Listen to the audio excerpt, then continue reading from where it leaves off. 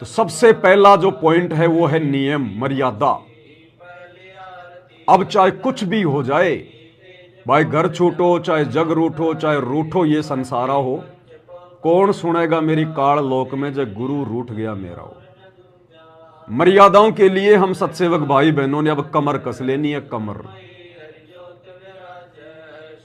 अगर जरा भी मर्यादा हमारी टूटी, ये हमारी आरती सफल नहीं हो सकती। ये 5 ज्योति वाली आरती हमारी सफल नहीं हो सकती। अगर मर्यादा तोड़ के यदि हम ये आरती करने की फॉर्मेलिटी करेंगे तो हम भगवान को धोखा नहीं दे सकते, हम खुद को धोखा दे रहे हैं, खुद को।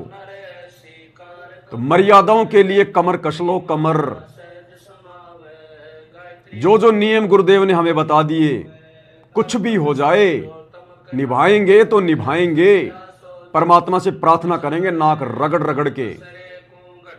चाहे किसी का पति रूठे तो रूठे, किसी की पत्नी रूठे तो लाख बार रूठे, किसी की पत्नी घर छोड़कर जाए तो लाख बार जाए, किसी का जो है पति जाए तो लाख बार जाए, किसी के सास ससुर नाराज हो, किसी के माता पिता नाराज हो तो लाख बार हो जाए। अब भक्ति करेंगे तो भगवान को प्रसन्न करने के लिए करेंगे, घर परिवार को, रिश्तेदारों को, समाज को प्रसन्न करने के लिए नहीं करेंगे कुछ भी। अपने परमेश्वर के वचन को प्रथम महत्व देंगे, अन्य किसी के भी भक्ति विरुद्ध वचन को महत्व नहीं देंगे। आप घर में रह रहे हैं, परिवार में रह रहे हैं, ससुराल में रह रहे हैं,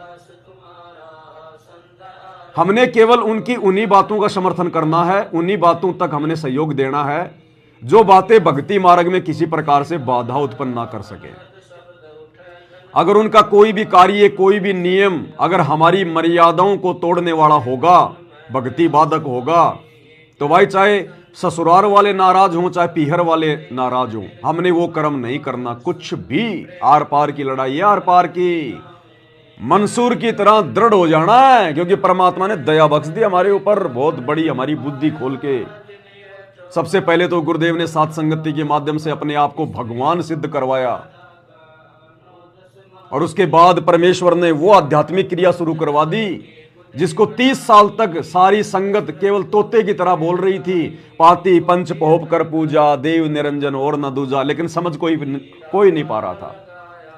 अब परमेश्वर ने हमारी बुद्धि खोली, ज्ञान योग खोला, और आज 5 ज्योतियों के साथ में आरती उतरवानी शुरू कर दी। और ये आरती सफल होगी मर्यादाओं के साथ में।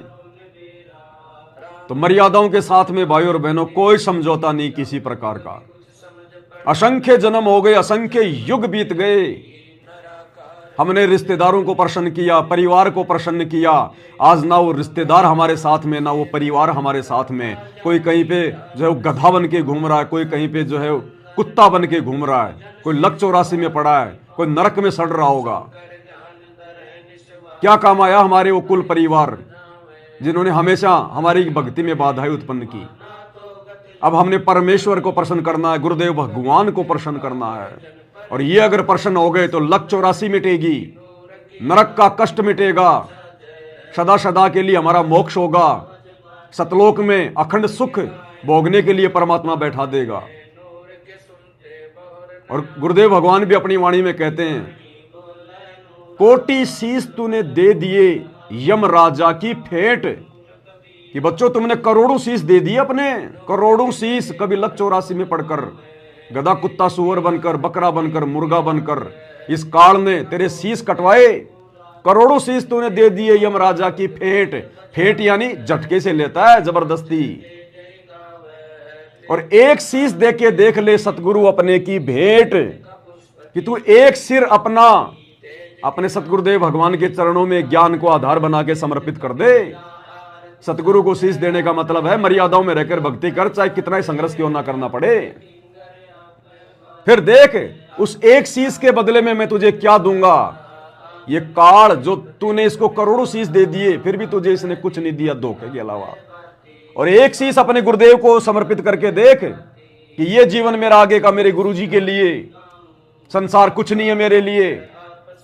ये तो जेल है, जेल सतलोक की। मैं तो कष्ट भोग रहा हूं यहां पर, राजा बन के भी, महाराजा बन के भी, देवता बन के भी। यहां तो पाप और पुण्य दोनों हमारे लिए घातक है, घातक। पाप कर्मों से तो आदमी वैसे दुखी, और पुण्य कर्मों से वो राजा बनेगा, राजा बन के पाप कमाएगा, अगले जन्म में गधा बनेगा। वो पुण्य भी हमारे लिए जेल है। तो ये शीश हमने अपने गुरुदेव को समर्पित करना है, ये जीवन अपने गुरुदेव को समर्पित करना है। मर्यादा नहीं तोड़ेंगे तो नहीं तोड़ेंगे। अनजाने में टूट गई, परमात्मा माफ करेगा। अब हम किसी का कोई दबाव नहीं मानेंगे, और फिर हमारे साथ हमारा भगवान रहेगा। जब हम इतने दृढ़ हो जाएंगे ना मर्यादाओं के लिए, गुरुदेव को प्रसन्न करने के लिए, परमात्मा शीश पे आके बैठ जाएगा, अपने बच्चे के शीश पे आके। घनघोर घटा परमात्मा ऐसे टाल देगा उन संकटों को 1 सेकंड में।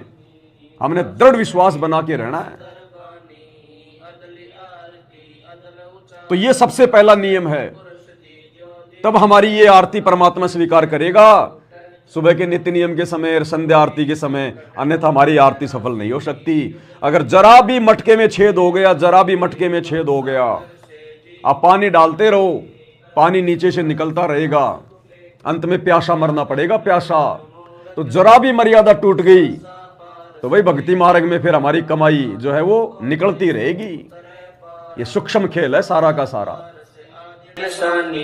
जो को जेसु दरबानी हरदम नाम सुहंगम सोई, आवागमन बोल ना होई। अब तो चढ़ो नाम के छाद, गगन मंडल में नौबत बाजे। अगर अलील शब्द सैदानी